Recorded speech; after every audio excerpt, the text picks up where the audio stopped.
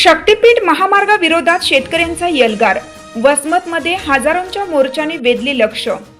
प्रस्तावित शक्तीपीठ महामार्गामुळे जिल्ह्याची कृषी व पर्यावरण आणि ग्रामीण अर्थव्यवस्था उद्ध्वस्त होईल या भीतीने संतप्त झालेल्या हजारो शेतकऱ्यांनी आज वसमतमध्ये भव्य यल्गार मोर्चा काढला। शक्तीपीठ महामार्ग विरोधी संघर्ष समितीच्या नेतृत्वाखाली छत्रपती शिवाजी महाराज पुतळ्यापासून उपविभागीय अधिकारी कार्यालयापर्यंत हा मोर्चा नेण्यात आला। महिलांची लक्षणीय उपस्थिती। मोर्चात महिलांनी मोठ्या संख्येने सहभाग घेत शक्तीपीठ महामार्ग विरोधी घोषणा देणारे फलक हातात धरले होते। आंदोलनादरम्यान समितीने उपविभागीय अधिकाऱ्यांमार्फत मुख्यमंत्री व उपमुख्यमंत्र्यांना निवेदन पाठवले। तांत्रिक अभ्यासाशिवायच महामार्गाचा घाट, शेतकऱ्यांचा आरोप।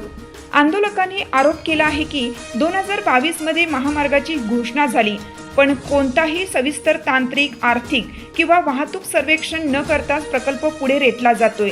नागपूर रत्नागिरी राष्ट्रीय महामार्ग अस्तित्वात असताना नव्या महामार्गाची गरजच काय?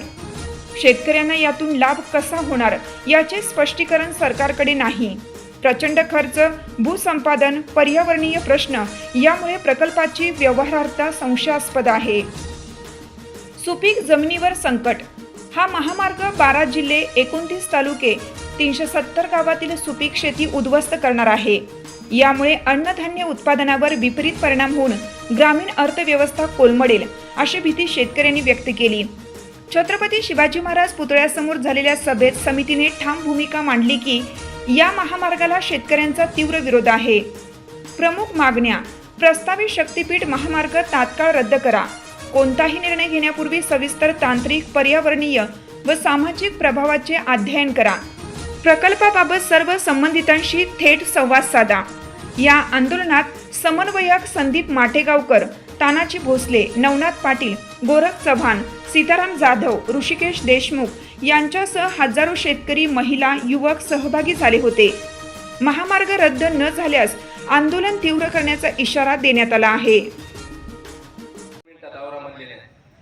आम्हाला आवरायचंय नाही, 2 मिनिटात आवरत नसते। तर मित्रो, जगामध्ये शेतीचा शोध लावणारी पहिली महिला आहे बरं का। तिचं नाव निरुतिमा आहे, जे आता आज माझ्या मामावल्या बसल्या नैऋत्य दिशेने येते। आम्ही उघडे नागडे लोक शेतीचा शोध लावून शेती करायला लागलो आणि त्या शेतीचं रक्षण करणारा आम्हाला बळीराजा मिळाला।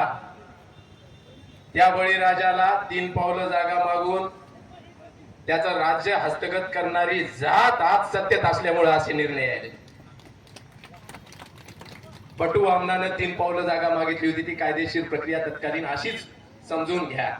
मला आमच्या इतिहासात याच्यासाठी जायचंय की इथं आमचा इतिहासच आमच्या डोळ्यासमोर आहे। मित्रो, काल परवा गेल्या 2014 पासून पंजाबच्या शेतकऱ्यांनी एक मोठं आंदोलन केलं होतं 3 कृषी कायद्याच्या संदर्भात, आणि त्यांनी लगातार ते 6 महिने केलं, तेव्हा कुठे त्यांना यश आलं। आम्हाला एका आंदोलनात काही होणार नाही बरं का, खूप निपर गेंड्याचं कातड्याचं सरकार बसले आणि हे कोणत्या एकाचं नाही, पंजाब सगळ्याच मिळू नये म्हणून लोकशाही पहिल्यांदा तेव्हाच बुडालेली आहे। आम्ही धर्मवीर प्रतिष्ठानच्या माध्यमातून या राज्यामध्ये 600 बहुजन फुले शाहू आंबेडकर विचारधारेच्या महामानवाचे स्मारक उभे केले। आताच आपण छत्रपती शिवाजी महाराजाला साक्षी फक्त 76 गुंठे जमीन आहे, तेवढी माझी झालेली आहे। माझ्या घरी 1 मुलगा आहे, 1 सून माझी रांडव आहे, 20 वर्षाची माझ्या घरामध्ये, तिला मुलगी झालेली आहे। मी का कोणाला भीक मागू का जाऊ? ते सरकार काय देणार आहे? त्यानं फक्त लाडू टाकलेली आहे बाहेर 1,500 रुपये लाडकी बहीण, दुसरं काय देणार आहे ते भडवा? काय देणार आहे ते? फक्त 1,500 रुपये लाडू।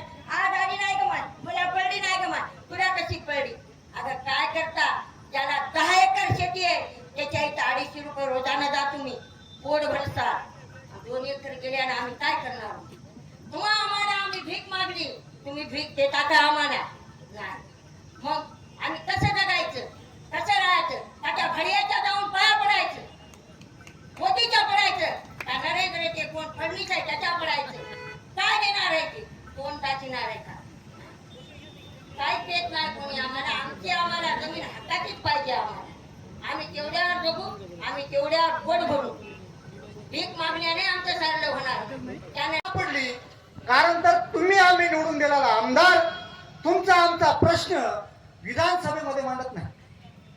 जर आमदार तुमचा आमचा प्रश्न जर घेऊन विधानसभेमध्ये म्हणला की माझ्या मतदारसंघामध्ये जो काही रस्ता जात आहे तो रस्ता माझ्या मतदारसंघातून न जाता तो इतर रद्द करा किंवा दुसरा कुठेही टाका, तुमच्या आमच्यापेक्षा जास्त प्रभाव त्या आमदाराचा पडते, हे लक्षात ठेवा. परंतु इकडचा मार्ग रद्द जर आमदारांनी केला असेल तर तिकडचा सुद्धा मार्ग आमदार करू शकते.